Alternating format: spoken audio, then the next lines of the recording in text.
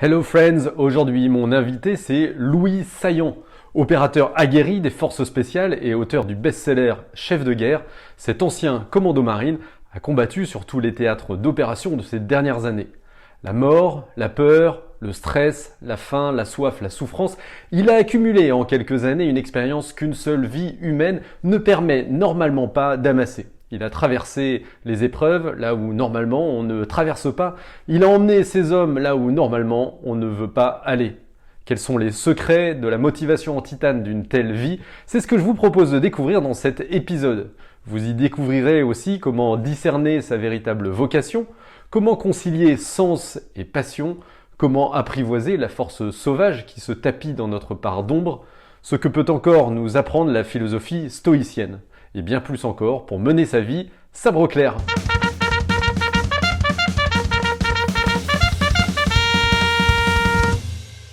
Oui, je suis à la fois hyper content et puis très honoré de recevoir un grand auteur français sur mon podcast ou un futur grand auteur français, peut-être, C'est tu me ça, diras. c'est ça. J'ai pas mal de thèmes que je voudrais creuser avec toi pour aider nos auditeurs à améliorer leur propre vie, comprendre un petit peu quels sont les leviers qui t'ont permis d'avoir le parcours que tu as. Le premier thème que je voulais qu'on voit ensemble, sur lequel on discute ensemble, c'est celui du discernement. Alors, je vais te taquiner un petit peu, tu vois, mais lorsqu'on entend, alors un peu n'importe quel type de militaire d'ailleurs qui est interviewé à la télé pour savoir, vous, pourquoi vous avez voulu devenir militaire, à chaque fois, tu vois, il met la main sur le cœur, il dit, bah, c'est pour servir la France. Moi, j'ai du mal à croire personnellement que, tu vois, c'est le truc qui tient au quotidien et en fait, au fond de toi, tu es juste un adrénaline junkie, tu vois, tu es là pour vivre l'aventure. Hem, je trouve que la réflexion est intéressante, parce qu'effectivement, il y a peu de gens qui mettent en question, généralement ces grandes phrases, en fait. Quand on dit, «On est là pour servir» et il se trouve que moi, c'est ce que je dis. Ok. C'est-à-dire que moi, je dis, quand on me demande pourquoi, si je dois résumer vraiment à le substrat, le plus absolu de la raison pour laquelle je me suis engagé, c'est vraiment pour servir. Moi, c'est vraiment ce qui m'a habité et ensuite, il y a un espèce de double enjeu dans ce truc-là. Servir, ça ne veut pas dire se rendre esclave. Mhm. En fait, c'est pas comme ça qu'il faut le voir. Servir, c'est-à-dire c'est s'engager pour quelque chose qui nous dépasse. Et s'engager donc à servir cette cause-là, à servir cet enjeu-là, donc dans sa vie de manière générale. Voilà, c'est les grandes lignes de sa vie. Après, on est des êtres humains, on est des êtres humains de chair et de sang. On a des aspirations qui ressemblent à celles de tout un chacun. Donc, c'est là où ça rejoint la deuxième partie de ton raisonnement qui dit, effectivement, il y a un côté adrénaline junkie. Alors, oui, je pense que c'est vrai et l'histoire l'illustre très bien. Quand on voit des gens comme l'exemple que j'aime bien pour cette dichotomie-là, c'est-à-dire le fait de servir d'un côté quelque chose qui est extrêmement noble et qui représente finalement un intérêt général et de l'autre, d'avoir une aspiration personnelle qui représente un intérêt particulier. En fait, c'est la jonction des deux. Je trouve la plus belle jonction, c'est ce qu'on appelle la lettre de marque. Donc la lettre de marque, c'est ce qu'avaient les corsaires français et anglais, enfin bref, généralement du monde, qui est une lettre qui dit, voilà, vous allez partir dans des mers très éloignées. Comme il n'y a plus, vous n'aurez plus de lien avec la base, on ne peut pas vous dire quoi faire, on ne peut pas vous donner des consignes comme on le fait aujourd'hui avec des liaisons satellites, des liaisons Internet, etc. Et ben, en fait, il va falloir que vous vous débrouillez. Vous prenez vos propres décisions, vos propres, vos problèmes, vous allez les gérer à votre niveau. Ce qui nous arrive encore dans les armées, mais c'est plus des lettres de marque. Et donc, ça voulait bien dire, voilà, vous servez le roi de France, pour reprendre l'exemple des corsaires, vous servez le roi de France dans tout ce que vous faites. Mais en même temps, vous avez votre Mais propre en même intérêt. temps, exactement, vous avez votre propre intérêt et vous faites ce qu'il faut dans l'intérêt du bien commun.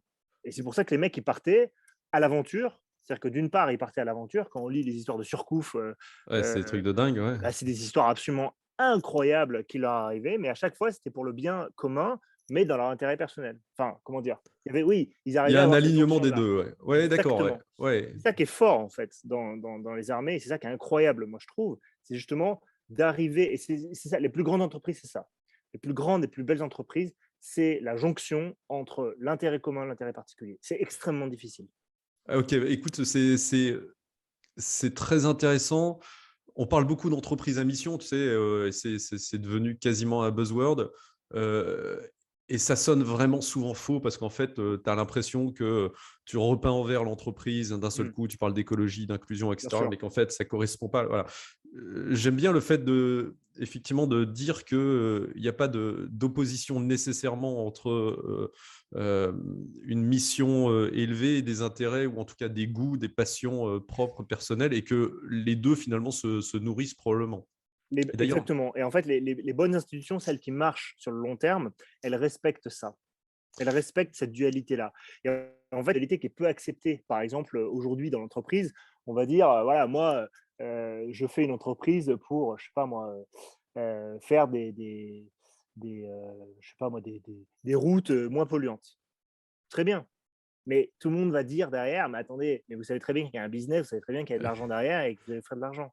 Donc en fait, il y a à chaque fois cette séparation, cette dichotomie, c'est vraiment une séparation fondamentale où on dit, mais vous servez l'intérêt commun, mais en même temps, vous vous servez vous. Et bien l'armée, c'est là où, enfin l'armée, où les grandes ambitions euh, qui sont bien faites, qui ont une bonne gouvernance, on va dire, les gouvernants généralement savent qu'en fait, l'homme a besoin de grandes aspirations. Il a besoin, quand il s'allonge dans son lit le soir, au calme, que cette journée s'est passée et qu'il se retrouve avec lui-même et sa conscience. Et en fait, il se dit, mais est-ce que, ce que je fais de ma vie a un sens? C'est là où on voit tous les ouais, entrepreneurs qui lâchent leur boulot en disant ce que je fais n'a plus aucun sens, parce que justement, il y a un intérêt personnel, parce qu'ils gagnent de l'argent. Enfin, j'en ai croisé plein, des cadres qui me disent, moi, je gagne très, très bien ma vie. Ma vie, c'est faire des photocopies et faire 3 réunions par jour. Ça ne rime à rien, mais mon intérêt personnel est comblé. Mais il manque, même s'ils ils ont ça, il manque l'intérêt commun, c'est-à-dire le grand truc. Et c'est là où on trouve, voilà, comme c'est là où on trouve les grandes entreprises. C'est là où on trouve des gens qui vont bosser, je sais pas moi, chez TR, par exemple, ou qui vont bosser sur la fusée Ariane. Enfin, je veux dire, on est ingénieur dans la fusée Ariane, on se dit génial, j'ai un super poste dans une super boîte, mais en plus, j'envoie des gens dans l'espace. ouais, C'est-à-dire ouais, qu'il y a un ouais. intérêt commun qui nous fait le soir nous dire, OK, il y a vraiment une raison à ce que je fais. Et en plus, le matin, quand on arrive, on n'est plus face à notre conscience, on est face à la machine à café et aux collègues. Et là, on doit répondre à notre intérêt particulier, à se dire, est-ce que ça vaut la peine? Est-ce que je supporte mes collègues? Est-ce que cette machine à café, le café est vraiment suffisamment bon pour que je vienne? Et c'est là où c'est hyper important. C'est pour ça que, mais sauf que c'est très difficile parce que, en termes de conscience, et j'arrêterai là-dessus, mais il faut accepter que l'homme a des intérêts particuliers qu'il doit combler. Ouais. Et on ne peut pas les négliger. On ne peut pas dire, le mec, il va faire ça pour l'amour de l'art, c'est pas possible. Non, Et c'est la typologie des besoins de Maslow, qui est la typologie exactement, classique. ouais, Alors, ce c'est n'est pas ça. forcément une pyramide, mais en tout cas, la typologie me semble bonne. C'est ça. Mais Et il faut effectivement, respecter ça. Il ouais, faut ouais, respecter que l'homme, il a besoin de manger, boire, dormir. Ses intérêts particuliers doivent être assouvis dans la quête de l'intérêt commun. Et ça, on le voit par ouais, exemple. Le dernier ouais, exemple que je vais vas-y, vas-y. prendre, Ouais. c'est pour revenir sur cette histoire de lettres de marque. Les mecs, ils se faisaient leur butin en piraterie.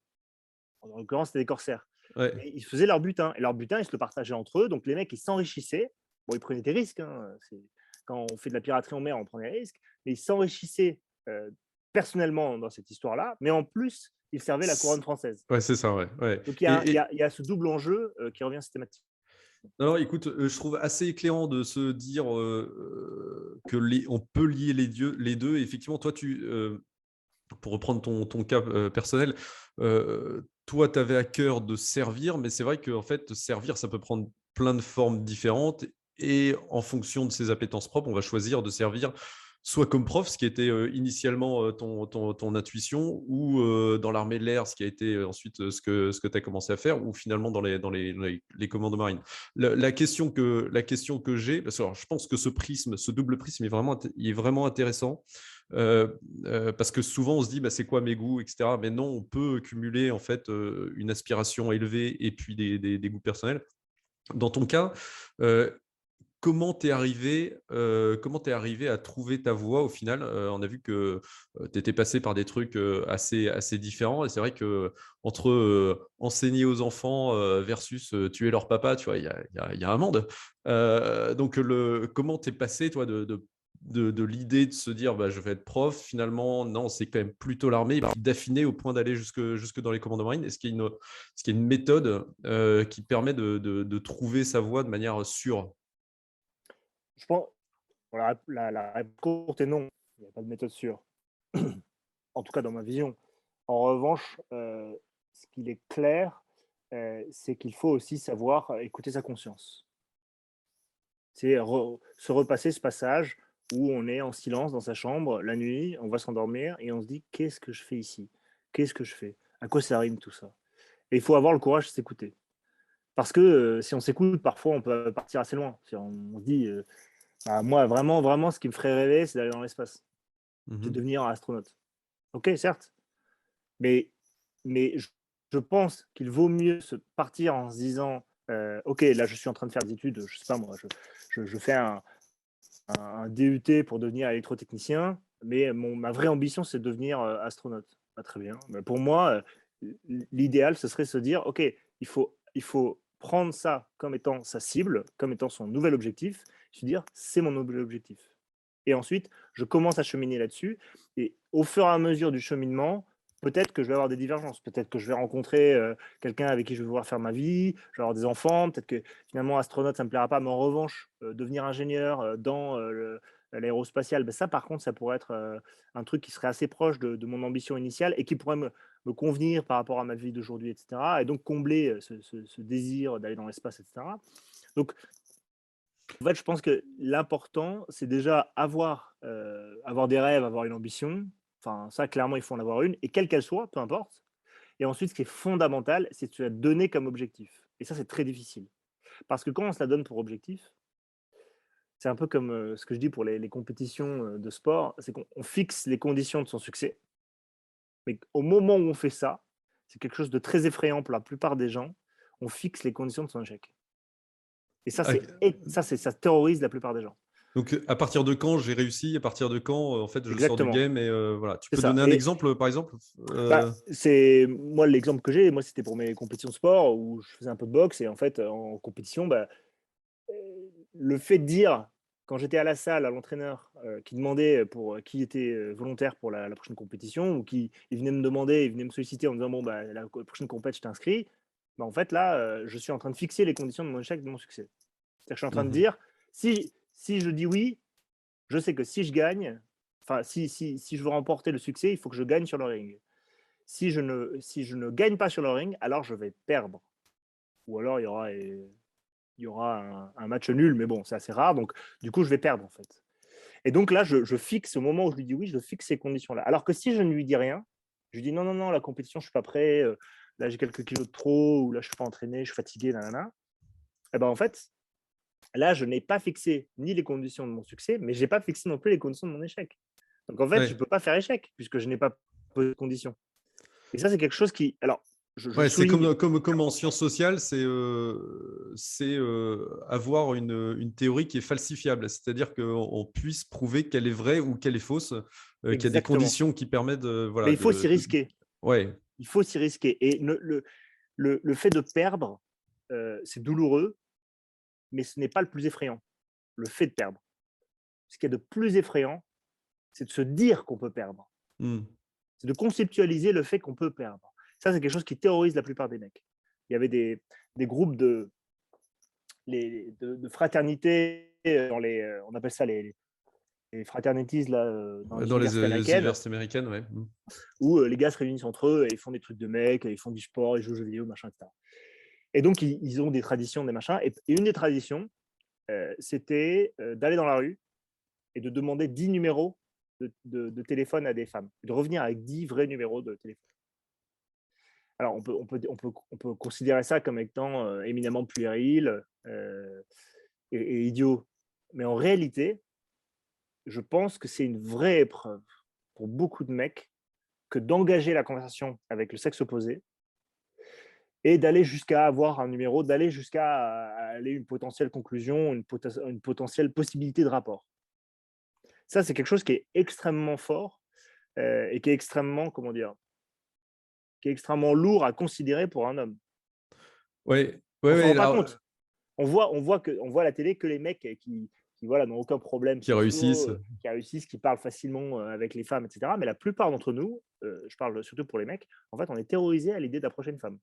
Une belle femme est euh, Intimidante, ouais. d'autant plus intimidante pour les hommes, hein. C'est un truc qui est hyper. Enfin, voilà. Et quand on s'engage, quand on rentre dans cette fraternité et qu'on vous dit, ben voilà, ton épreuve pour entrer, c'est ça, en fait, on fixe les conditions de son échec et de sa réussite. Et là, on s'y confronte. Alors, c'est vraiment la mentalité stoïcienne. Et tu sais, je ne sais pas si tu suis ça, mais aux États-Unis et au Royaume-Uni, d'ailleurs, il y a un vrai revival du stoïcisme et tu as pas mal de coachs en développement personnel. Alors, Mm. certains valent ce qu'ils valent, mais qui ont cherché à essayer d'appliquer les principes du stoïcisme et notamment le fait de sortir de soi et de sortir de sa zone de confort, de se fixer un certain nombre de défis pour les réussir. Il y a des gars qui filment ça d'ailleurs sur YouTube, par exemple, demander $50 à un inconnu, puis le gars est tellement flippé de poser la question qu'il pose la question, il se barre en courant, etc. Donc, Ouais. ça peut être effectivement, ça peut être un jeu d'aller chercher à sortir de sa zone de confort, mais pas forcément. Parfois, c'est ce que tu disais entre lignes, c'est euh, le fait de s'exposer à un potentiel échec ou même à une difficulté qui soit physique, morale, etc. C'est quelque chose qui fait flipper la plupart d'entre nous. Ah ouais, terriblement. Ouais, et là-dessus, je pense que tu as deux, trois trucs à dire quand même, parce que cette notion d'accepter la souffrance, c'est Mm. un truc auquel tu as eu l'occasion de réfléchir et de méditer pendant de très longues heures, je suppose. Tu as fait notamment, enfin, c'est le truc qui marque un petit peu la plupart des gens, mais tu as fait les tests de sélection donc d'entrée pour les commandants marines, et tu les as réussi évidemment. Ça fait partie des tests de sélection qui sont les plus durs probablement dans le genre. Ça dure 4 mois, c'est-à-dire qu'en plus, il faut tenir sur la durée. Ça se prépare justement cette capacité à accepter avec stoïcisme la souffrance. Toi, concrètement, tu es arrivé de l'armée de l'air enfin, tu vois, tu t'étais préparé, mais la préparation morale, à savoir encaisser la souffrance, c'est un truc qui se muscle comme n'importe quel autre muscle du corps. En psychologie, il y a une théorie qui s'appelle la théorie de l'exposition. Mm. C'est un truc tout simple. C'est-à-dire que c'est une présentation graduelle d'épreuves. Donc, je vais commencer la thérapie. Par exemple, si j'ai peur, les gens qui sont agoraphobes, par exemple, quand ils font cette thérapie-là, en fait, on commence à la présenter avec un groupe de deux. Il y a un Ouais. groupe de 2 personnes qui va se présenter à eux. La semaine suivante, un groupe de 5 personnes. Si ça ne va pas, on va venir à un groupe de 4 ou 3 ou 2 et on va refaire comme ça au fur et à mesure. Et à la fin, ils vont se retrouver avec un groupe de 30 personnes. Et voilà, quelques semaines plus tard, ils arriveront à se promener dans un supermarché avec des gens partout autour. Mais ça, c'est quelque chose qui est graduel et qui fonctionne pour à peu près toutes nos résistances. Donc, la résistance au froid, c'est quelque chose qui est scientifiquement prouvé et documenté. Il faut 15 jours à peu près pour un être humain pour s'acclimater au froid. C'est-à-dire que si pendant 15 jours, je me promène, surtout en cette période, par exemple, je me promène dehors tous les jours, je me mets dans des conditions avancées, donc je peux m'habiller avec très peu de vêtements, prendre des douches froides. Alors, les douches froides, c'est Ouais. l'exemple type. Hein. Ça, c'est quelque chose qui est absolument réel. C'est-à-dire que plus on prend des douches froides, mieux on tolère les douches froides. Ouais, alors là-dessus, moi je suis. Ouais, tu vois, ça fait 2 ans à peu près que je prends des douches froides. Ouais, Et puis j'entrecoupe quand je peux par des bains dans de l'eau glacée, où là ouais, j'étais baigné il y a 15 jours en Bretagne, l'eau était à 10, tu vois, voilà. Bon. ouais, Mais alors c'est rigolo quand c'est très froid parce que c'est plus extrême et donc il y a une notion de défi qui est rigolote. ouais. En revanche, franchement, 2 ans après, la douche froide, ça me fait chier tous les matins, Ouais, bien clairement. sûr, bien sûr. Ouais, mais c'est quelque chose qui est difficile à encaisser. Hein. Mais pour le stage commando, moi, typiquement, ça m'a servi. C'est-à-dire, pendant 2 mois avant mon stage commando, je prenais que des douches froides, je ne touchais absolument plus à l'eau chaude. Ouais. Et arrivé au stage commando, c'était difficile. Enfin, je vais pas mentir, hein, c'était quand même difficile. Mais je sais que j'encaissais beaucoup mieux les temps d'attente dehors dans le froid, parce que mon corps s'était adapté. Petitement, mais il s'était adapté. Et ça, c'est quelque Ouais. chose qu'on peut faire à tout niveau. C'est-à-dire que de la même manière, le sport, c'est quand même l'exemple type. Le sport, quand je rentre dans une salle de sport et que je vois un gars qui pousse 150 kilos au développé couché, en fait, je me dis, tiens, je vais faire comme lui, je vais me mettre sous la barre à 150 kilos et jamais la barre ne bougera. Alors que si je reviens la semaine suivante et je commence à 40 kilos, 50 kilos, etc., de manière graduelle, je fais les efforts de manière graduelle, inévitablement, si je fais les choses correctement, voilà, en prenant en compte les blessures, le temps de récupération, le machin, etc., en fait, à la fin, j'arriverai potentiellement à 150 kilos. Mais ça, on le comprend bien dans le domaine du sport. Mais quand la souffrance est d'ordre psychologique, ça marche pareil? Alors, c'est quelque chose. Alors, il y a des techniques pour ça. Ouais. Je pense notamment par exemple, à l'exposition à un milieu dans lequel on n'est pas adapté. Alors, le meilleur et le plus répandu, c'est l'eau, hein. Quand on nous met la tête sous l'eau et qu'on nous maintient sous l'eau, ce n'est pas des sensations qui sont très agréables. Ouais. En revanche, c'est des choses auxquelles on peut se préparer.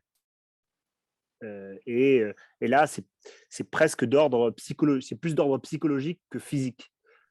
Si vous faites, par exemple, un peu d'apnée, quand tu commences ta formation en apnée, moi, je me souviens, j'avais fait de l'apnée en club. J'avais commencé, j'avais peut-être 30 à 45 secondes d'apnée instantanée en statique. Mmh. C'est-à-dire que si on me mettait la tête sous l'eau, j'avais 30 à 50 secondes, enfin 45 secondes, donc ce qui n'était pas fou. Et en 6 mois, je suis passé à 3 minutes. D'accord. Et donc, physiquement, je n'ai pas progressé. Mes poumons ne se sont pas augmentés, mes muscles ne se sont pas développés, mes alvéoles pulmonaires n'ont pas gonflé. Il n'y a pas eu de changement physiologique.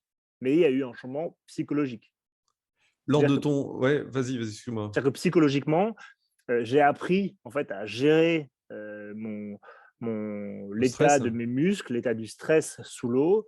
J'ai appris à me détendre sous l'eau. J'ai appris à maîtriser mon souffle. J'ai appris à maîtriser mes pulsions, quelques-unes de mes pulsions sous l'eau.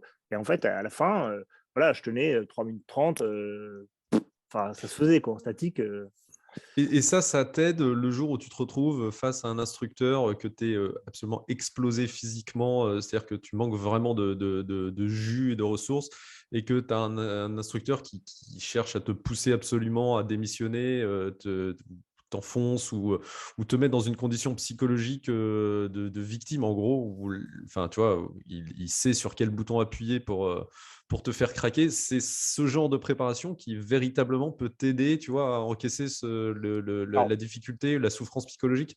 moi, je pense pas. On parle de deux choses un peu différentes. Ouais, On parle d'un côté d'une maîtrise du stress et l'autre d'une maîtrise un peu d'une forme de pression psychologique, quoi, ouais, extérieure, qui est artificielle, une pression artificielle. Alors que dans le cas, c'est plus une pression naturelle, la pression du milieu aquatique, le fait de, par exemple, faire des topos la nuit. Moi, c'est quelque chose qui initialement me stressait. Parce que la nuit, on n'a pas ses repères, on est un peu ouais. paumé, etc.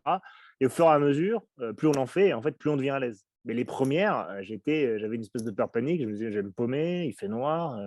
Enfin, j'ai pas de lunettes de vision nocturne. Comment je vais faire? Enfin, c'était vraiment l'enfer. Alors qu'au fur et à mesure, en fait, ça s'est détendu et voilà. Mais c'est une pression qui est naturelle. Ouais. Elle n'est pas infligée par quelqu'un. Alors, si on prend la pression naturelle et qu'on y ajoute une pression artificielle, c'est-à-dire qu'on fait des apnées et en plus, il y a l'instructeur qui est là, en plus, voilà, effectivement, il y a un petit plus. Alors, pour moi, donc c'est deux gestions différentes. La première, donc c'est adapter ses capacités physiques avec Ouais, ses théories de l'exposition. Donc, plus on en ouais, fait, plus on est à l'aise. Si on ne sait pas comment on réagit quand on a des peurs paniques, on va aller chercher ces peurs paniques. C'est-à-dire que quand on se dit, je sais pas moi, j'ai une peur panique des araignées, c'est parti, quoi. Je vais aller chercher les araignées, ouais. en fait. Et je vais essayer de m'y confronter petit à petit. Je vais voir si je peux prendre une araignée dans la main et combien de temps je peux tenir avec une araignée dans la main. Ça, c'est quelque chose qu'on peut faire. C'est-à-dire que c'est des choses auxquelles on peut s'exposer. Si j'ai peur, voilà, des peurs un peu. On a tous des choses qui nous font peur. Par exemple, nager en pleine mer. Il y a des gens de ne pas voir le fond de la mer, Ouais, ça les met ouais, dans un ouais. état de peur Non, panique. ou demander le numéro de téléphone, Ou comme tu le disais. le Ouais, numéro de ouais, téléphone de ouais, quelqu'un. Voilà. ouais. Ça, c'est des choses qu'on peut faire et voilà, on peut faire une construction artificielle pour nous mettre dans des conditions de peur, d'anxiété qu'on pourrait avoir dans un milieu naturel. Et ça Donc, suffit pour pas lâcher, en fait. alors, C'est ce non, qui, parce toi, que t'a permis de pas lâcher. alors non, parce que après il y a ce qui est la pression artificielle, donc celle Ouais, qu'on nous met de la part des ouais, instructeurs, ils nous mettent dans des conditions où effectivement on est beaucoup plus faible. Donc d'une part, alors il y a deux choses, il y a deux éléments pour moi. D'une part, le physique et pas le mental. ouais, Inévitablement, comme on nous met dans des conditions difficiles, plus on est physique, c'est-à-dire que quand on a fait une marche de 30 km avec sac et armes, forcément on est assez épuisé et moins on sera endurant, plus on sera épuisé. ouais. Enfin, c'est une Ouais, c'est le corrélation cercle toute simple. vicieux. Ouais. Et donc, c'est le cercle vicieux. Plus on est fatigué, moins on tolère la pression. Et moins on tolère la pression, plus on a de chances de céder. Voilà, c'est aussi simple que ça. Ouais. Donc, déjà, si on a un bon physique, si on est endurant, si on est capable, si on a une bonne athléticité générale, bon, déjà, on va s'épargner beaucoup de trucs. Moi, je dis ça parce qu'en stage co, il y a toujours des mecs qui arrivent, qui physiquement ne sont pas à niveau, et on les voit céder très vite, mais parce que simplement, ils sont épuisés avant les autres, ils se sont blessés, parce que les blessures arrivent aussi avec le physique, avec le défaut de physique. C'est-à-dire que plus on est fatigué, moins on fait attention. Quand on court, par exemple, on appuie, voilà, sur un terrain inégal, on a les appuis qui sont mauvais parce qu'on est fatigué, parce qu'il pleut, on glisse. Forcément, on va se faire une cheville. Et là, bon, c'est le cercle vicieux. On a une cheville, donc on va contre l'autre pied, mais on est fatigué et machin. Bref, on se soigne mal, on mange mal, on s'hydrate mal, on se néglige. Bon, là, c'est terminé. Alors que Et si on garde un peu de conscience, un peu de lucidité, c'est ce qu'ils nous demandent tout le temps. Sur les épreuves, typiquement, ils nous testent vachement sur la lucidité qu'on conserve. Donc, ouais, des épreuves longues, on va être absolument épuisé à la fin. Ils vont nous faire un tir, par exemple, juste après l'épreuve. ouais. Et donc là, ils vont mesurer notre capacité à rester cohérent, à rester concentré, à pas être complètement éclaté, à s'allonger au sol, à s'arroser d'eau, machin. Il faut garder une constance, il faut rester cohérent. Quand ils nous parlent, ils veulent absolument qu'on s'adresse à eux correctement et avec des termes intelligibles et cohérents, sans Ouais. quoi ils vont commencer à nous mettre la pression parce qu'ils vont détecter une faiblesse. Donc ça, c'est des petites épreuves. Alors Comme les épreuves cardio. Hein. Il y a aussi des épreuves cardio où des parcours très courts, où on finit, on est vraiment oxy, mais parce qu'on a le cœur voilà, vraiment hyper sollicité, ouais. hyper sollicité. On a fini à 180 minutes et en fait, on ne sait plus où on habite. Et le gars nous demande de nous mettre au garde à vous, de se présenter, d'être cohérent dans ce qu'on dit, etc. Parce qu'on a besoin de mecs. On n'a pas besoin de champions du monde qui font des scores incroyables et qui sont incapables de tenir une arme après. On a besoin de mecs qui font des bons scores, mais qui sont capables de poursuivre la mission derrière, malgré l'épreuve. Voilà.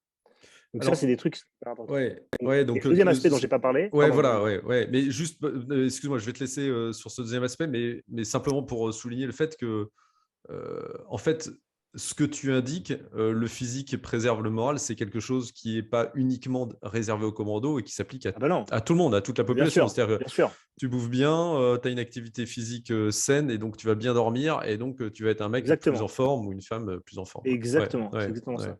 Et le deuxième aspect, donc c'est la pression artificielle Externe, hein, ouais, ouais. qui est externe. Là, je pense que c'est plus une question de caractère. Et ça, on peut très vite le voir, c'est-à-dire qu'il faut. Là, on va partir dans des. Enfin, moi, pour ça, j'ai des considérations qui sont un peu plus perchées, on va dire. En psychologie, il y a beaucoup d'éléments qui nous permettent en fait un peu de discerner quand est-ce qu'on est fort et on est faible dans nos vies. Mmh. Et il y a un truc qui est pas mal, qui a été développé par Carl Jung, qui était un psychologue suisse, qui Ouais. disait du 20e, et qui disait, en fait, on a tous une ombre en nous. On a tous une espèce une part d'ombre, une part comment dire ça? Ouais, une part un peu plus sombre de ce qu'on est. Et c'est quelque chose qu'il faut reconnaître. C'est-à-dire qu'il faut pas le négliger en se disant je suis quelqu'un de bien, je m'efforce d'être bien, donc franchement, je suis quelqu'un de bien. Mais il faut reconnaître qu'au fond de nous, il y a toujours un espèce de, dans certaines situations, il y a toujours une espèce de monstre qui se cache au fond de nous et qui a des pulsions, qui a des choses. On le voit notamment avec, dans des situations un peu particulières, hein, comme chez certains criminels, certains serial killers, qui sont des monsieur tout le monde et qui sont capables d'avoir des déchaînements de violence dans certaines situations données et qui les transforment en espèce de monstre incontrôlable, quoi. Oui, Et oui, alors et qu'au qui, quotidien, on se dirait que c'est monsieur tout le monde. Et donc ça, c'est… ça, enfin, ouais, c'est vrai pour tout le monde. Je pense que enfin, Jung dit qu'il y a deux indicateurs, enfin, il en cite probablement plusieurs, mais il y a les rêves qui peuvent être Ouais, une manière de voir ces préoccupations psychologiques sous-jacentes qu'il y a en nous. Et puis, moi, oui, je trouve que le plus simple à voir, c'est les moments de colère. oui, Les absolument. moments où tu te mets en colère, c'est que a priori, il y a un truc qui n'est pas ajusté chez toi, et donc Ouais. il y a une espèce de pulsion inconsciente là qui est ta part d'ombre. Ouais. Oui, absolument. Et même quand on est fatigué, en fait, il y a certaines choses qui vont nous Ouais, hériter beaucoup plus facilement que d'autres. ouais. Et donc, on a cette forme de part d'ombre, mais qui est essentielle. Et c'est là où c'est peut-être, je pense qui est peut-être un peu négligé par beaucoup de gens, c'est-à-dire que cette part d'ombre, elle est à cultiver. Il faut savoir, et ça, c'est Peterson qui le dit, Jordan Peterson, le psychologue canadien, là, et qui le dit, et je trouve ça très intéressant, il dit il faut savoir être un monstre. Qu'est-ce que ça veut dire concrètement là? Parce que c'est C'est-à-dire que il faut savoir, il faut dompter un petit peu cette part d'ombre, il faut l'accepter, mais il faut savoir aussi l'utiliser quand on en a besoin. Et il y a hmm. des situations dans nos vies, alors en stage commando, on essaie justement de remettre cette espèce de part d'ombre un peu, de la sortir un petit peu pour voir exactement ce qu'il y a dedans. Et en fait, on va avoir deux genres pour moi de développement, cette part d'ombre. Il y a ceux qui ne la contrôlent pas. Et donc, c'est quelque chose qui va devenir. C'est les mecs, alors moi j'en ai vu plein, stage commando, on est très fatigué. Ouais. Il y a beaucoup de punitions collectives. Et donc, très rapidement, les esprits s'échauffent. On peut rapidement. Il y a des situations qui peuvent finir à la maillotche. Enfin, voilà, on peut se prendre par le col assez vite, avoir des mots assez forts. Ça vient très vite. Et donc, on voit tout de suite ceux qui ont été touchés dans leur orgueil, etc. Et puis, on voit aussi des gars qui, sur un ring de boxe, après une longue marche éprouvante, vont avoir une espèce de force qui sort d'on ne sait pas où, une espèce de rage de vaincre qui sort d'on ne sait pas où, et qui en fait va leur permettre de gagner leur combat, de continuer leur combat alors qu'ils ont des dents en moins. Enfin, ce que j'ai vu, hein, Ouais. des gars qui se faisaient vraiment péter la gueule et en fait qui revenaient tout le temps et qui ne lâchaient pas. Alors que, enfin, bon, moi je sais pas si j'aurais continué à leur place, mais les gars, je me souviens en train de cracher leur morceau de dents, de retourner, la bouche pleine de sang, se battre. Et en fait, c'est là où on voit, donc, alors que c'est des gars, voilà, au quotidien, c'est des gars qui sont parfaitement raisonnables et très courtois, mais on voit qu'ils ont cultivé quelque chose en eux. Ils ont cultivé en fait cette part d'ombre, ils l'ont intégrée, ils ont accepté de dire ok, j'ai quelque chose en moi qui est mauvais, enfin pas mauvais, mais on va Pas dire forcément ajusté, ouais. pas forcément ajusté. Et ça, il faut savoir le faire sortir de temps en temps pour pouvoir dire non, en fait. Pour pouvoir dire j'accepte pas la solution, ou alors pour dire je vais pas me laisser faire. D'accord. Ouais. En fait, c'est cette part d'ombre qui va nous permettre en fait d'avoir ce sursaut de, de force quelque part, qui va nous permettre de dire à certains moments ça j'accepte pas. Ça, je peux Ouais. pas le faire passer. C'est comme, je repense à cette anecdote, mais que j'avais trouvé incroyable, d'un routier qui avait eu un accident de voiture. Alors, je n'ai plus du tout les références que j'avais entendu quand j'étais ado, mais qui avait marqué. Ce routier qui avait entendu un accident de voiture et en fait qui était sorti de son camion, qui avait garé son camion et qui était face à une voiture retournée. Et dedans, il y avait une mère de famille avec ses enfants qui étaient incarcérés. Donc, elle ne pouvait pas sortir de la cellule. Et elle était écrasée, elle se faisait écraser par Par le le poids toit, du véhicule. ouais. En fait, le mec est venu, et le mec ressemblait pas à grand chose. C'est-à-dire que c'est un gars un peu ventripotent, la barbe, un quarantenaire, bon. Et en fait, il s'est pointé au niveau du pare-choc et il a soulevé le pare-choc pendant une demi-heure. Et en fait, il a tenu le pare-choc en l'air pendant une demi-heure, le temps que les secours arrivent. Et quand les secours arrivaient, ils ont mis des vérins, des trucs, enfin bref, ils ont soulevé la voiture. Et le gars, en fait, ne pouvait plus bouger ses bras, n'avait plus la maîtrise de ses bras, donc ses bras pendaient le long de son corps et tout était déchiré. Donc tous les ligaments étaient déchirés, Oh tous les muscles putain. étaient déchirés. Et le gars pouvait plus rien faire, en fait. Il avait sacrifié ses bras comme ça pendant une demi-heure pour soulever et donc garder en vie cette famille, alors que le mec ne connaissait ni d'Ève ni d'Adam.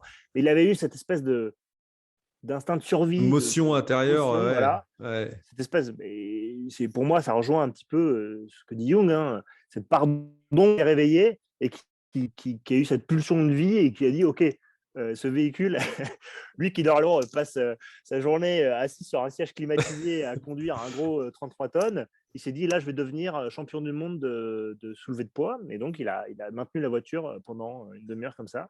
Mais ouais, ouais, c'est exactement Et donc, ce que moi je comprends de Jung, c'est-à-dire c'est en gros accepter cette part d'ombre qui est, on va dire, si on va dire que la part éclairée c'est le yin, c'est le yang qui complète ta personnalité, c'est ce qui permet ce qui permet l'individuation selon Jung, c'est-à-dire la capacité d'être vraiment toi et de te singulariser par rapport aux autres et d'assumer tout ce que tu es et d'être en contrôle de voilà. Alors la théorie déjà, elle est pas forcément incroyablement simple à exprimer, mais alors la pratique, tu vois, moi par exemple, là, je sais pas du tout comment je m'y prendrais pour ça, tu vois. Je sais pas toi comment concrètement, qu'est-ce que tu as fait pour cultiver ta part d'ombre? bon, je pense que déjà, je suis allé à sa rencontre le plus souvent possible en situation difficile. Par Ouais. exemple, moi, l'apnée, c'était un combat avec mon ombre. C'était d'arriver à l'eau le plus longtemps possible sans panique, sans avoir cette espèce de gens qui me disent oh, remonte à la surface, machin. C'est dire non, non, non, non, non, tu vas rester sous couvert et sois tranquille, c'est bon, tout va bien. Reste à ta place, j'ai pas besoin de toi. C'est quand voilà, j'ai fait pas mal de sport de combat et c'est quand j'avais monté sur le ring. Monter sur le ring, c'était une épreuve pour moi qui était hyper dure parce que je me disais: «Putain, je vais me faire casser la gueule, faut que j'y aille, quoi. Faut que j'y aille, faut que je lui casse la gueule avant qu'il me casse la gueule». Ah, mais c'est ça, au final. Donc Et c'est je me apprendre disais, à bah dompter ses peurs, quoi, en fait. et en fait, ouais, il y a c'est ça, c'est dompter ses peurs, hem, c'est les intégrer, en fait, finalement. Mmh. C'est les intégrer et se dire: «OK, je sais que je peux être hyper violent, je sais que je peux être, hyper agité, je sais que je peux avoir une force, qui est plus forte que la force que j'ai d'habitude». Et ça, il faut que je le mette de côté, il faut que je sache où aller, il faut que je sache où est-ce qu'elle habite, Ouais, comment elle elle réagit, s'incarne, comment ouais. elle s'incarne exactement. Et une fois que je le sais, en fait, je ne l'élimine pas, bien au contraire, mais je l'intègre, en fait. J'en fais une force, ouais. J'en fais une Ouais. force, je connais son adresse, je sais où elle habite, et maintenant, voilà, je sais qu'elle est là, je l'ai bien déterminée, donc je peux continuer ma vie en sachant qu'elle est là. Au lieu de me Alors, dire et je pense que c'est le cas de beaucoup malheureusement, au lieu de beaucoup qui se disent: «Ah bah non, moi, si jamais, voilà, je me fais agresser, dans la rue, bien sûr que je me défendrai, bien sûr que je défendrai, la jeune femme qui se fait agresser, machin». Mais les mecs, ça ne leur est jamais arrivé, en fait, d'affronter quelqu'un, qui leur en veut, qui peut être violent, et donc ils se disent: «Mon ombre, prendra le dessus et je me battrai comme un lion». Et en fait, ils l'ont jamais convoqué, l'ombre. mmh, mmh. Ils l'ont jamais fait venir dans leur vie en disant: «Bon voilà, maintenant là, je suis vraiment en situation où je suis en danger, où je suis prédaté par quelqu'un», comme sur un ring, hein, typiquement, ou sur un tatami, ou enfin voilà, et maintenant est-ce que vraiment, je vais me défendre ou est-ce que je vais me laisser mourir? Parce que ça, c'est un autre truc que j'ai pu voir, alors c'est plus en opération, mais en fait, on peut aussi, très vite se laisser mourir. Ouais, absolument, ouais, mais enfin, Faut pas croire que les je êtres mais humains, sont comme dans les films, bien au contraire. Dès qu'ils enfin, le désespoir nous guette, à chaque coin de rue et très rapidement, les récits de montagne, ah sont bah oui, assez, ah bah éloquents typiquement, sur le sujet. absolument, absolument. Et puis je pense que, enfin, c'est quelque chose qui est moins visible, mais qui est tout aussi présent dans la vie de tous les jours, en tant que salarié dans une entreprise et cetera.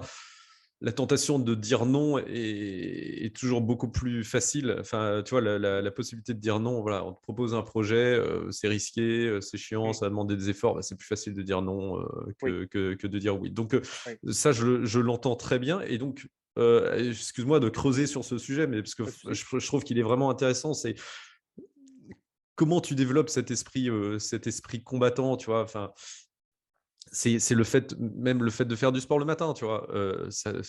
Normalement, ça devrait saouler tout le monde de faire du sport le matin, quoi, tu vois.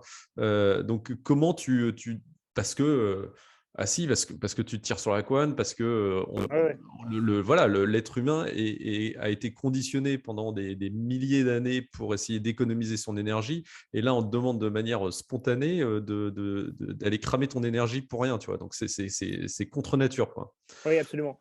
Mais, mais ça, pour moi, c'est plus de l'ordre de la discipline. Ok, C'est-à-dire qu'en fait, c'est une forme de discipline personnelle qu'il faut avoir et qui est hyper importante parce que c'est celle qui nous permet en fait de rester en contrôle un petit peu de sa vie et de ce qu'on fait et pas de se laisser aller à tous ses instincts les plus bas et les plus lélés finalement. ouais, Donc là, il y ouais, a une forme de discipline donc, qui est pour moi pas la même chose que le côtoiement de son ombre, le d'accord. côtoiement d'ombre. Aller côtoyer sa part d'ombre, c'est pas se lever tôt le matin et faire du sport. Aller côtoyer sa part d'ombre, c'est aller côtoyer ce qu'il y a de pire en nous, Ce qu'il y a de pire ou ce qui nous fait le plus peur, quoi. ou ce qui nous fait le plus peur. Ok. On se dit, ou là, je suis vraiment, voilà, là, je sais que je suis vraiment faible et que je sais pas comment je réagirais. Ben Ouais, justement, c'est là où il faut aller, en fait, pour provoquer convoquer un environnement un peu sécurisé pour justement provoquer cette part d'ombre et voir ce qui va se passer si j'y vais, en fait. Et ça, alors, ouais, je pense que ça, en tout cas, ça fortifie le caractère. ok, C'est-à-dire que mais on va se rendre plus sûr de nous. C'est-à-dire qu'aujourd'hui, on va mieux connaître ses limites, on va savoir comment un peu convoquer cette ombre, même si c'est jamais 100% contrôlé, mais on va savoir à peu près où est-ce qu'elle se situe, comment est-ce que je me situe par rapport à elle. Et après, il y a le caractère. Enfin, il y a une question de caractère aussi. ouais, mais précisément, c'est enfin parce que des recettes pour changer le caractère ou fortifier le caractère, sachant que le caractère, c'est le moteur de toute ta life après. Tout Ouais, dépend en fait de absolument. ton caractère. Donc, des recettes pour modifier ce caractère, tu n'en as pas 36 000. Donc, déjà, enfin, moi, c'est franchement top tu vois, de l'approche de se dire quelles sont mes peurs, mes limites et comment je peux m'y exposer pour voir comment je réagirais dans ces conditions. Si on doit retenir que ça, déjà, c'est énorme, quoi. Ah, En mais tant qu'éducateur mais c'est ou à dur, hein. titre perso, quoi. Ah ouais, ouais, Non, ouais, mais c'est ouais. hyper dur. C'est-à-dire se dire, OK, je déteste les araignées, mais je vais me confronter, toutes les semaines à essayer de prendre une araignée pendant 30 secondes dans sa main et c'est colossal Ouais. et on n'a pas envie d'y aller une fois de plus, hein. C'est une épreuve, on se dit: «Bah, ouais». En plus, on se dit: «À quoi ça sert?» Dans la vie, à quoi sert de porter une araignée dans sa main, pendant 30 secondes? Alors qu'en fait, on est en train, de convoquer notre part d'ombre justement et de lui dire: «Ne t'inquiète pas, ne viens pas maintenant, je suis en maîtrise, ne viens pas maintenant». Et donc, du coup, on commence à l'affiner et à la ramener un petit peu à quelque chose dans ton table. Oui, oui. Alors, j'aime bien aussi le fait que tu abordes finalement la souffrance, hein, parce que c'est de ça dont on parle, sous l'angle de la fortification morale, finalement. Euh, Alors, moi, fortification de caractère, je dirais. ouais, ok. Enfin, moi, je dirais comme ça, parce que Ouais, pour moi, ouais, ouais, fortification du caractère, ok. Ouais. la morale, c'est quelque chose qui est beaucoup plus profond. Ça Oui, rejoint l'idée de servir, ça rejoint l'idée d'avoir des ambitions qui dépassent juste ces simples intérêts personnels. ouais. Enfin, Parce que moi, un des trucs, tu vois, avec lequel je suis pas forcément complètement à l'aise, c'est cette espèce de culte de la souffrance qui me semble être très européen, qui me semble être en partie insensé. Donc, tu le rationalises, toi, d'une manière, voilà, mais c'est vrai que si on se confronte à la pensée chinoise, notamment, la différence entre un bon général chinois et un bon général occidental, le bon général chinois, c'est celui qui n'aura jamais à mener une bataille, quoi. oui, Parce qu'il aura tout mis en ordre, tout disposé pour que l'ennemi s'écroule de lui-même. Là oui. où le bon général occidental, c'est le mec qui a perdu les 9 dixièmes de son armée et qui revient avec 3 bras en moins. Tu vois, et Alors, d'ailleurs, on le voit même dans la culture, alors que ce soit les mythologies. Tu vois, je regardais vaguement la mythologie chinoise. Les héros de la mythologie chinoise, c'est mmh, genre de super agriculteurs, tu vois. C'est le ouais, truc qui ferait rêver personne. Nous, c'est la guerre de Troie, c'est Achille, c'est Énée. Et dans l'armée, d'ailleurs, ça va encore plus loin. Le culte des batailles de Cameron ou de Bazeilles, qui sont des batailles donc, que l'armée française a perdues, mais dans lesquelles on a montré la valeur des soldats qui s'y sont battus et leur courage exceptionnel. Tu vois, il y a un truc qui est presque déséquilibré dans cette Enfin, espèce de ça culte de reste, la souffrance, quoi. ça reste des guerres du 20e. Oui, bien sûr, ouais. L'histoire de l'armée française s'arrête pas au 20e. Non, non, non, C'est important pardon. de Bien sûr. Oui, le oui, dire. oui, oui, Parce oui. qu'on a quand même eu d'autres belles batailles desquelles on peut être extrêmement fier. Après, on aime bien arrêter notre histoire militaire au 20e, alors que je pense que c'est une grave erreur. On a beaucoup, beaucoup de choses à aller chercher au-delà. Et comme il n'y avait pas d'électricité, on se dit, bah, en fait, les mecs, c'était c'était des hommes préhistoriques, alors qu'en fait, non. L'être humain a très peu changé en 150 000 ans. Ouais. Mais pour revenir sur ce que tu disais, donc là, tu disais justement la souffrance, l'approche de la souffrance est très différente. Ça vient du christianisme. Pour moi, c'est l'essence de la. Pour comprendre notre rapport à la souffrance, il faut comprendre le christianisme. Ce que n'ont pas justement les orientaux, Mhm. et même alors, christianisme avec qui lui-même a intégré donc toute la pensée aristotélicienne, donc tous les Grecs et les Latins, ce qui est hyper important. Et ça, on peut le remonter aux batailles entre l'Orient et l'Occident, ou qui se déclinent encore aujourd'hui au niveau du terrorisme. Je m'explique. En Orient, il y a toujours eu une culture du conflit de harcèlement. Mhm. Donc le conflit de harcèlement, c'est des conflits en petites troupes, généralement assez rapides, donc avec une grosse culture équine, donc beaucoup de chevaux, donc généralement à cheval. On voit hein, avec les pur sang arabes, Genghis Khan qui vient avec des chevaux, bon, des éléphants aussi, mais ces troupes étaient essentiellement supportées par des chevaux. Donc c'est grosse culture équine et grosse culture de harcèlement. Donc pas de. Et Pas le d'attaque harcèlement, frontale. pas d'attaque frontale, voilà. Le Ouais. harcèlement, c'est vraiment c'est des petites plaies qu'on va infliger à l'adversaire. L'adversaire va pas vraiment s'en rendre compte. Et en fait, un jour, il ne se réveillera pas parce qu'il va faire une hémorragie dans la nuit. Mais c'est un cumul, en fait. Ouais. Et on le voit dans tous les conflits de l'Orient avec l'Occident.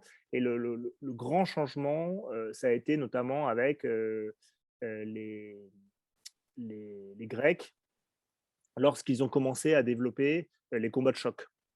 Les Grecs qui étaient un peu à la jonction justement de l'Orient et de l'Occident, et qui ont commencé à développer donc l'idée de se dire on va plus faire des guerres de harcèlement, ou tout du moins on ne va plus subir des guerres de harcèlement, on va mener des guerres où on va se donner rendez-vous sur le champ de bataille, et c'est deux forces intégrales qui vont s'affronter pour voir qui sera vainqueur. Pour revenir à ce que tu disais, où voilà, on veut des combats où il y a Ouais. des castagnes, voilà. Et en fait, ça vient notamment d'un besoin tactique de leur part, où les Grecs, quand ils affrontaient les Orientaux, eux, ils étaient équipés aussi de chevaux, et le personnel à pied, c'était essentiellement de l'infanterie très légère. Ouais. Donc, des voltigeurs, des gars avec des lances, des frondes, mais ils étaient très exposés aux cavaliers ennemis. Donc, ce qu'ils ont commencé à développer, comme les Athéniens notamment ont commencé à développer toute une politique, avec la politique de la citoyenneté, où il y a une classe de population essentiellement bourgeoise qui a commencé à avoir de l'argent, mais qui était quand même convoquée sur le champ de bataille, puisque ils devaient absolument faire leur service militaire. Ils se sont dit, bah, attends, au lieu d'aller sur le champ de bataille, puisque nous, on est assez riches, mais pas assez riches pour avoir des chevaux, bah, on va quand même essayer de s'équiper un minimum pour éviter d'avoir le plus de pertes. Donc, ils ont commencé à s'équiper. C'est ce qui a fait les phalanges D'accord. grecques. Et donc, ils ont commencé à avoir des protèges tibia, des petites protections légères, des cottes de mailles légères, et surtout des grandes lances. Parce qu'ils se sont dit, les lances, Le c'est pas mal contact. contre les chevaux, en fait, c'est pas mal. Et ce dont ils se sont rendus compte, c'est que la meilleure façon de lutter, eux, fantassins, contre les chevaux persans qui les attaquaient, c'était de se grouper. Et donc de se mettre en phalange, ce qu'on appelle aujourd'hui les phalanges, donc c'est des groupes d'hommes qui, avec leurs épées, pouvaient affronter les charges de cavalerie ennemies.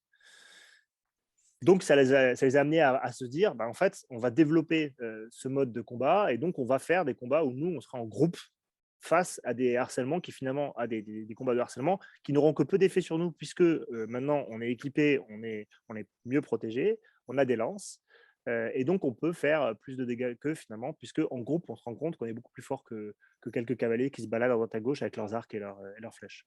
Et donc, ça s'est développé. Et la déclinaison qu'on a eue en Europe, ça a été parce que l'Europe n'avait pas encore cette culture de choc, notamment avec la Gaule, où on voit c'était très celte, hein, Ouais. il y a beaucoup de guerres de harcèlement, mais très vite, on a commencé à passer en guerre de choc avec le développement d'unités à pied un peu plus robustes, avec l'émergence des technologies du fer, le travail du métal, etc. Et on est arrivé au paroxysme qui était la chevalerie, où on a des soldats qui étaient équipés lourdement sur leurs chevaux, mais qui ne faisaient pas de guerre de harcèlement, qui restaient dans la guerre de choc. D'où toutes les grandes batailles où on se donne rendez-vous sur le champ de bataille et on se la colle une bonne fois pour toutes, plutôt que d'avoir une guerre permanente de harcèlement qu'ont conservé les Orientaux et qu'on peut retrouver aujourd'hui dans nos concepts de doctrine en Europe, donc avec des armées qui sont faites pour affronter des camps un camp bien identifié en face. Alors je parle jusqu'aux années 80, hein, par exemple, avec la guerre froide, où là c'était des blocs, hein, on parlait de blocs, donc Ouais. c'est de blocs, guerre de choc, c'est la même déclinaison Ça- de combat. Et aujourd'hui, on arrive dans les conflits asymétriques qui, si on continue à avoir cette réflexion sur les Orientaux et les Occidentaux, la guerre asymétrique est l'apanage des Orientaux, parce que c'est une guerre de harcèlement. C'est une guerre de harcèlement moral, où moralement, on va saper les bases de l'adversaire pour en faire une loque qu'on pourra venir cueillir au moment venu avec un minimum de force. Mais ça me semble intéressant à souligner dans le sens où là, on quitte le domaine militaire. Mais alors, c'est vrai que les guerres napoléoniennes, enfin, quand tu vois ça au cinéma, tu trouves ça hallucinant de voir Ouais, les guerre de mecs choc. Ouais. tirer les premiers, tu sais, puis enfin, les mecs se baissent pas, etc. Enfin, c'est vraiment surréaliste. Tu comprends Alors même après, pas, tu vois. ouais, Mais, mais après, faut pondérer ça avec le fait qu'ils n'avaient pas des armes hyper précises non plus.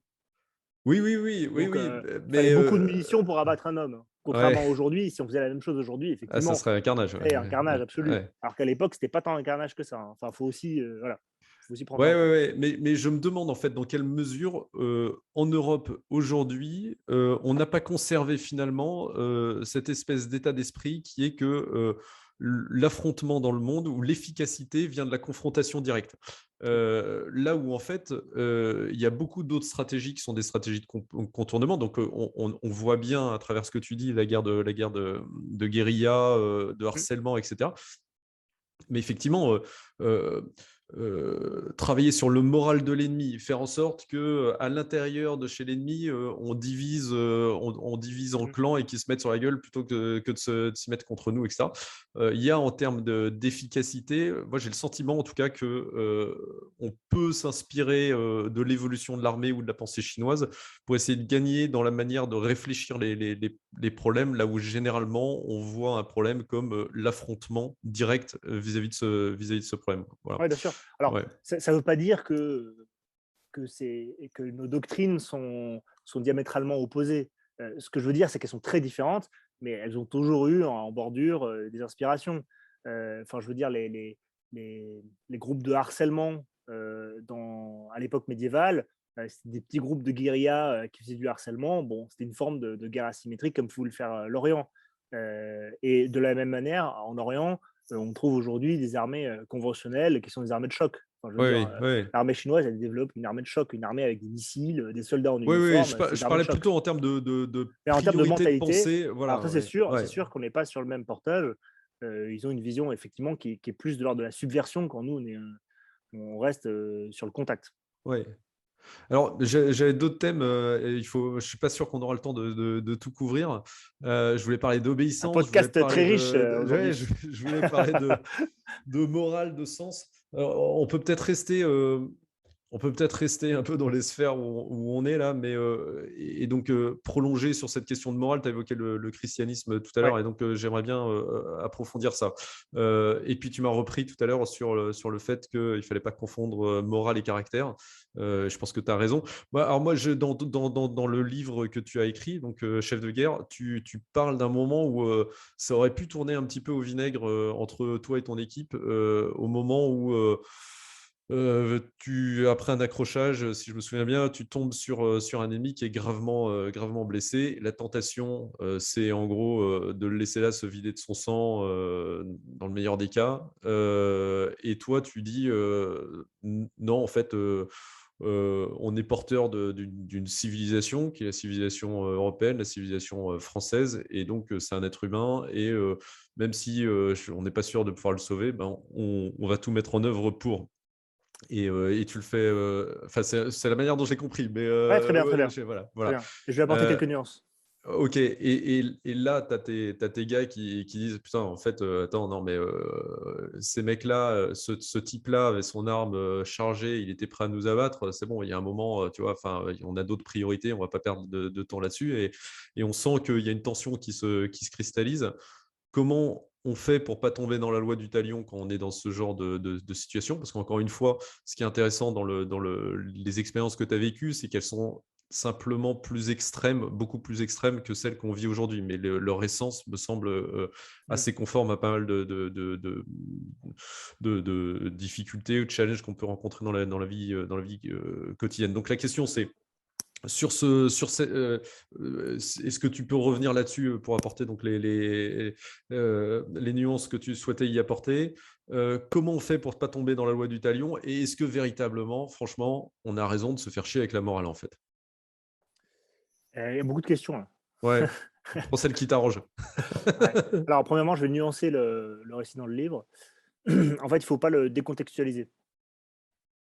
C'est-à-dire, en fait, faut bien garder le fait que quand on intervient sur une situation, euh, il y a un enchaînement d'actions. Et quand on arrive sur une action, on peut parler de l'action de manière isolée, mais il faut aussi prendre en compte ce qu'il y avait avant, ce qu'il va y avoir après. Hmm. Euh, le fait de techniquer le gars, comme on dit, hein, de l'avoir ouais, techniqué. Alors moi, c'est pas quelque chose auquel je croyais, je pensais qu'il allait mourir. Techniquer, juste, C'est-à-dire ça veut dire quoi? qu'on le Le stabiliser. soigner? Ouais, le stabiliser, voilà. Ouais, d'accord, ok. Et en fait, bon, finalement, il se trouve qu'on l'a stabilisé et qu'il y a eu plein de vertus et c'était très bien. Euh, mais c'est pas ce qu'on fait à chaque fois. Parce que les situations sont toujours très différentes. Et que là, par exemple, quand on est sur un théâtre, là, bon, bah, c'était au fond du désert, à plusieurs centaines de kilomètres de la première base française. En fait, quand je craque un lot santé pour ce gars-là, si j'ai d'autres situations après, c'est un lot santé que je n'ai pas pour mes hommes. Ouais. Donc déjà, je trouve que ça nuance un peu le Ouais. type de vertu en disant, bah oui, mais attention, en termes de responsabilité, voilà. Après, le fait d'avoir fait ça, ça ne veut pas dire, je répète, hein, qu'on fait ça à chaque fois. Il y a des fois, bon, bah, il y a des gars, le combat commande, hein, dans le feu de l'action, bon, bah, il y a un Ouais, gars tu qui vas va pas pas se vider t'arrêter de son pour. sang, Ouais, c'est son ouais, problème. ouais, Enfin, je veux ouais, dire, ouais. je peux pas non plus me jeter à ses pieds, j'ai autre chose à faire. Là, il se trouve que c'était une situation qui était très particulière puisque on était en fin de compartiment de terrain et que je savais que c'était le dernier. Je le Donc, tu étais savais. sécurisé, quoi. Je savais parce que j'avais vu la situation. On s'était fait plusieurs gars. Alors, ce qui était délicat, et là où c'était vraiment très difficile, c'est qu'on était à cran. On avait failli crever plusieurs fois juste avant. Mais vraiment, hein, c'était vraiment, vraiment très, très chaud. Moi, je l'ai senti parce que même mes opérateurs, qui sont généralement les plus cool, qui avaient le plus de sang-froid, ils me tiraient dans les pieds parce qu'ils avaient vu un buisson bouger juste devant Ouais. moi. Donc, ils me tiraient à la 762 juste devant mes pieds. Je disais, OK, là, je pense que tout le monde est à cran. Euh, donc du coup, voilà. Donc on avait eu plusieurs échanges de tirs, on avait tué plusieurs gars, on avait fait capturer d'autres. Et donc on se disait, bon, bah là, c'est le dernier. Et moi, je me disais, de toute façon, en fait, c'était un peu particulier parce que moi, je pensais que le gars, il avait une charge sur lui, en fait. Hmm. C'était le dernier et il avait tiré, mais il avait arrêté de tirer. Et je me suis dit, il est en train de s'équiper, il est en train de voilà, mettre sa Il va charge. s'exploser. Il va attendre qu'on arrive sur lui et il va s'exploser, en fait. Ouais. Moi, je pensais que c'était ça la situation. Et donc, du coup, quand on est arrivé sur lui, bon, on l'a tiré dessus parce qu'on l'a tout de suite identifié avec son arme, machin. Et donc, moi, premier truc, parce que mes opérateurs n'étaient pas très loin, premier truc, ça a été d'aller le chercher, et tout de suite de le fouiller avant de savoir s'il était blessé ou pas, parce que ça ne m'intéressait pas. Ce qui Ouais. m'intéressait, c'était de savoir qu'il n'était plus en train de tirer, que je l'avais à ma portée, enfin, qu'il était maîtrisé en quelque sorte parce qu'il ne tirait plus, et que je devais, voilà, qu'il était potentiellement porteur d'une charge. Donc, du coup, je l'ai fouillé intégralement. Et voilà, et moi, mon truc, c'était ça. C'était de savoir, OK, c'est bon, il a rien sur lui, Il était couché par terre, enfin à moitié assis par terre, donc j'ai fait un rapidos et puis je suis sorti et en fait j'ai capté en voyant mes mains qu'il était en train de se vider, mais c'était pas mon objet. C'est-à-dire, je me suis dit ok c'est bon, lui il a plus d'armes, plus dangereux pour moi ni pour mes hommes, donc on va passer à autre chose. Et en fait quand je passe à autre chose, je vois qu'en fait mon compartiment de terrain est terminé, je vois qu'il n'y a plus de menaces immédiates. Bon, il y a aussi les hélicos, il y a les tireurs d'élite qui sont au-dessus de moi, etc. Donc, je communique avec eux. Donc, je sais que voilà, la zone est claire sur une bonne portée d'armes ou deux. Donc, je me dis, OK, bon, bah, lui, il est vivant là. Je vois les mecs qui commençaient à lui tourner autour. Je dis, bon, bah, lui, va, techniquez-le, faites le minimum syndical, histoire qu'on ne le laisse pas crever comme un chien. Ouais. Et donc, on a commencé à le techniquer. Et en fait, je me suis rendu compte, après quelques minutes, qu'en fait, il y avait plus aucun danger, qu'on était en sécurité là où on était. Et donc là, on continue à techniquer. Et là, effectivement, on s'est dit, bon, là, il y a eu dans le groupe, il y a eu un peu Des gros stress, comment quoi. Ouais. dire, ouais, il y a une petite division dans le groupe, alors pas majeure, hein, mais parce que je restais le chef et c'est moi qui décide, c'est comme ça, mais je reste à l'écoute des mecs, bien sûr, hein. Et donc là, en l'occurrence, j'ai senti qu'il y en a pour qui ça posait pas de problème et on était dans l'ordre des choses, et d'autres qui disaient, bon, pourquoi on se fatigue, quoi. Ouais. Enfin, je veux dire, dans 2 minutes, il est mort, on passe à autre chose, et voilà. Et donc là, ça a été ma décision de dire non, bon, bah, lui, c'est bon, on le technique, on finit le technique. On a commencé, on finit. Ouais. Vu que la situation est stabilisée, on a fini. Et donc là, bon, je me suis un peu pris le chou avec mon N+1, parce que lui, il n'était pas sur la situation, donc il est arrivé après.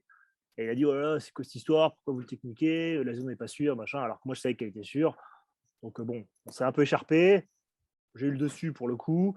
Et puis, j'ai laissé filer parce qu'après, la situation ne m'appartenait plus, parce que mon N+2, lui, allait gérer toute la situation. Et c'est lui qui, après, qui allait décider si on continuait à le techniquer ou pas. Donc là, après, c'était plus D'accord. ma décision. Donc moi, après, juste avec mon N+1, où là, j'ai dû voilà, Défendre ton point de défendre un vue, peu ouais. mon beefsteak parce que moi, je savais que la situation était sûre et que mon acte était, enfin, l'acte de mes hommes, en l'occurrence, que j'avais commandé était cohérent. Donc, j'ai défendu ça. Du coup, j'ai pu continuer mon truc. Après, moi, N+2 arrive, c'est lui qui a la main. Moi, c'est plus mon affaire. Si lui, il décide d'arrêter c'est plus mon problème. En fait. C'est son problème à lui. Mais Mais du coup, moi donc, ça t'a posé quand même cette question morale, en fait, de dire ouais, en fait, ce mec-là a voulu nous tuer, il est en train de crever, on peut rien faire pour lui, on le laisse crever, on s'en fout. c'est toujours la même question. En fait, c'est extrêmement subtil. C'est-à-dire que c'est pas aussi simple. Que de dire ah bah tiens c'est un adversaire, on le bute et puis c'est terminé quoi. C'est jamais aussi simple que ça, jamais. Il y a toujours une subtilité. Et là en l'occurrence, il faut aussi voir le gars avec ses yeux en train de nous supplier de garder vivant machin. Enfin, c'est autre chose que de voir le gars un peu énervé qui continue à essayer de nous. Ouais, ouais. Enfin, c'est très différent. Des mecs, voilà, on a eu à battre des mecs, bah, les mecs ils continuent à se battre jusqu'au bout, bon, bah, voilà, ils ont fait leur choix et puis on les renvoie à Dieu le Père et ils se débrouillent. Mais c'est toujours très subtil. C'est de l'humain qu'on fait, en fait. On largue pas. Si on devait déterminer qu'à chaque fois que le gars porte une arme, bah, c'est un adversaire, dans ce cas-là, on largue des bombes, en fait. Nous, on ne Ouais. va pas au contact. Mais nous, quand on y va, en fait, on donne l'opportunité au gars de se rendre, de collecter du renseignement avec des mecs qui sont encore vivants. Donc ça, c'est toujours plus utile qu'un mec mort. Et voilà, et on leur laisse ce choix-là. En fait. Et par rapport à un Enfin, gars réel ou imaginaire, entre guillemets, ou un Américain, tiens, on va taper sur un Américain, mais tu vois, le soldat américain, a priori, il est moins connu pour être tu vois, attentif dans ce genre de situation, etc. C'est peut-être faux, c'est franchement, peut-être c'est une variable. caricature, Ouais, mais, franchement, c'est une mais, caricature. Mais en revanche, au mais, niveau des états-majors, il y a une mais en doctrine. gros, est-ce que pour toi, c'était important, si eux, de ne pas en avoir rien à foutre, en fait, ou Ouais, alors, en vrai, mon premier réflexe a été de me dire on va le sauver pour que mes mecs puissent dormir tranquille. C'était mon premier réflexe. En fait, vas-y, explique. je voulais pas que mes mecs commencent à techniquer et puis défassent les garrots et les machins et que le mec se vide de son sang devant eux, en fait. D'accord, ouais, Parce que ouais. dans le feu de l'action, c'est une chose. D'avoir affaire à des mecs, qui les mecs crèvent dans le feu de l'action, bon, bah, c'est le jeu, quoi. Il n'y a pas de problème. Et moi, j'ai toujours mis un point d'honneur à aller taper dans le dos de mes mecs en disant bravo, belle action, c'est bien, tu nous as sauvé les miches, tu t'es sauvé les miches, c'est ce qu'on t'a demandé, c'est top. En revanche, commencer à techniquer, détechniquer ou l'avoir à ses pieds et le mec en train de nous demander de le garder en vie alors qu'il se vide à moitié de son sang et qu'on est assis à côté de lui, bon là, c'est différent, quoi. Ouais, Enfin, d'accord, ouais. Ouais, je comprends. Donc, c'était pas un dilemme moral, en fait. si, C'était beaucoup plus. Enfin, il y a quand même, c'est il y a quand beaucoup même plus ce dilemme simple que moral, ça, quoi. quoi. Ouais, mais Ouais, oui, oui, ouais, oui. c'est toujours un contexte. Enfin, je veux dire, c'est pas la première fois. Et voilà, moi, je repense à Algérie, avec tous les anciens d'Algérie, les gars, enfin, quand ils chopaient un gars, quand, voilà, ils chopaient ils se battaient avec des gars en plein Alger qui posaient des bombes et qui torturaient les gens. Enfin, je veux dire, il y a un moment, faut aussi réaliser qu'ils faisaient le ménage aussi, quoi. Enfin, je veux dire, et on était bien content, tout le monde était bien content que les Hmm. paras, ils allaient faire le ménage, et personne ne se plaignait en se disant, bah alors attendez, est-ce qu'ils respectaient les conventions de Genève pendant qu'ils faisaient leur affaire? Tout le monde est très content que les paras se salissent les mains à la place de tout le monde. Enfin, je veux dire, Oui, oui, oui, faut ouais, aussi se ouais. dire Même on est si, des êtres humains et qu'on peut oui, aussi faire des erreurs, on peut, voilà, et c'est pas la loi qui va nous sauver dans ces histoires-là. Enfin, ouais, ouais. Même si la dimension morale, elle est probablement la différence entre le mercenaire et le combattant régulier porteur d'une civilisation, quoi. franchement, je sais pas. J'aime pas trop ce Non? distinguo mercenaire, soldat, parce que pour moi, ouais, pour moi, c'est de la littérature, ça. C'est dans les faits. Enfin, moi, j'ai rencontré des mercenaires qui avaient la même morale que nous, qui avaient les mêmes valeurs que nous, et je connais des mecs chez nous qui ont zéro valeur, enfin, qui ont zéro morale, quoi. Voilà, c'est comme ça. Enfin, Il y a la- et il y a- on bah, le voit partout. C'est toujours pareil.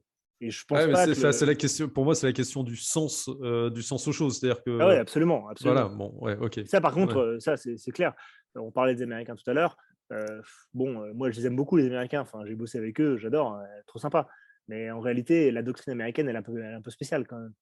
Le fait de bombarder des villages pour les résultats, je sais pas si c'est. Moi, moralement, j'aime pas ça, en fait. Ouais, ouais, Moi, ouais. le fait de bombarder, je trouve que c'est zéro. Enfin, c'est un truc de lâche, quoi. Mais alors, ce que je retiens, parce que je vois le temps qui file et je veux pas te retenir indûment, et puis parce que s'il y aurait beaucoup d'autres choses d'autres questions que j'aurais voulu te poser, mais sur cette conversation-là, je retiens quand même, enfin, sur la question de la morale, le fait que c'est tout bête, mais intégrer la dimension morale, c'est ce qui permet à tes mecs de dormir après. Et d'une certaine manière, ça veut dire que, enfin, c'est un message qui est tout bête, mais je pense qu'aujourd'hui, c'est pas idiot de le rappeler, tu vois, mais que intégrer la dimension morale dans sa vie, c'est un ingrédient du bonheur ou d'une vie épanouie, comme on veut. Mais et c'est ce que confirme en tout cas la littérature, tout ce qui tourne autour de la psychologie positive, qui, contrairement à ce que le nom indique, est une vraie science. La dimension morale, c'est une composante essentielle d'une vie épanouie, quoi. Voilà. Je sais pas si c'est une question de vie épanouie. Moi, le bonheur, tout ça, c'est pas des trucs qui me. Enfin, je suis pas familier de ces notions-là. J'en discutais l'autre jour avec ma femme.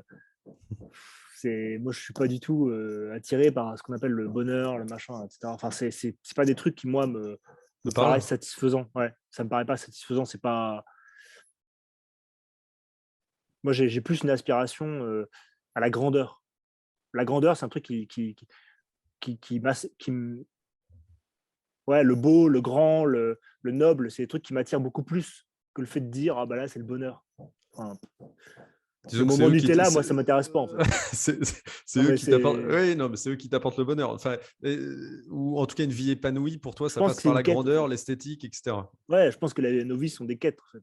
Et je pense on doit absolument respecter cette quête. Et pour moi, dans la quête, il n'y a pas d'immobilisme. Alors que pour moi, il y a une notion d'immobilisme dans le bonheur il y a une notion de plénitude qui me plaît pas trop. Et je pense pas que la plénitude soit de notre monde. Donc tu préfères une vie accomplie à une vie épanouie en fait. Ouais, je Ouais. préfère mourir jeune pour mon idéal que mourir vieux à avoir rien fait de ma vie, en fait. Ok. Enfin, c'est ma vision. Après, je sais que c'est Ouais, pas non, non, radical, hein, non, mais non, non, je non, mais reconnais. Hein, et voilà, je pense que c'est important d'avoir des ambitions dans sa vie. Je pense que c'est important d'avoir des idéaux dans sa vie, en on pourrait presque terminer là-dessus en fait. fait.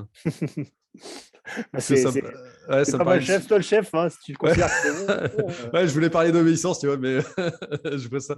Non, non, écoute, je veux garder le format pas trop long, donc je te propose de terminer là-dessus Ouais, très bien. parce que ça me paraît être une bonne phrase à méditer. sur une vie accomplie plutôt qu'un bonheur immobile, quoi. Ouais, je pense. Ouais. Bon, bah écoute, merci beaucoup Louis, Bah, merci Christophe. et peut-être à une prochaine. Ouais, ça marche. Ciao. Merci d'avoir écouté cet épisode de mon podcast Sabre au clair. N'oubliez pas de me laisser une note ou un commentaire sur votre plateforme d'écoute. Déjà, ça me rendrait super heureux, mais en plus, vous contribuerez ainsi à rendre ce podcast plus visible, ce qui serait vraiment super cool. Je vous dis à très vite et en attendant, n'oubliez pas de mener votre vie sabre au clair.